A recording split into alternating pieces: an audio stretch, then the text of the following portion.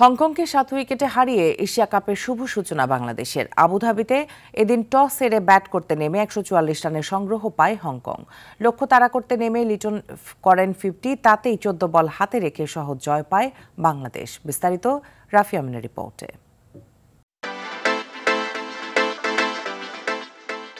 জায়েদ স্টেডিয়ামে টস জিতেই হংকংকে আগে ব্যাটিংয়ে পাঠান অধিনায়ক লিটন। শুরুটাও হয়েছে বেশ দারুণ। আনচিরাত ও বাবার হায়াতকে 30 রান তুলতেই সাজ ঘরে ফেরান তানজিম সাকিব ও তাসকিন। সেই ধাক্কা সামলে নিজাকাত খানকে নিয়ে 41 রানের জুটি গড়েন জিসান আলী। তবে সাকিবের তোপে জিসান থামেন 30 রানে। এরপর অধিনায়ক ইয়াসির মোর্তজাকে নিয়ে 46 রানের জুটি গড়েন নিজাকাত। 28 রানে মোর্তজা রান আউটে কাটা পড়লে ভাঙে এই জুটি।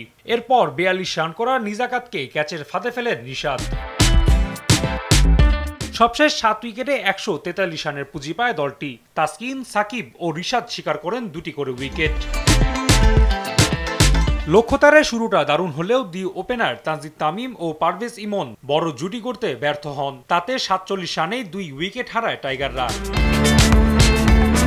এরপর আর পেছনে ফিরে তাকাতে হয়নি বাংলাদেশকে। দলের হাল ধরেন অধিনায়ক লিটন। তাওহিদ হৃদয়কে নিয়ে ছুটতে থাকেন জয়ের দিকে। এ সময় 50 করেন তিনি।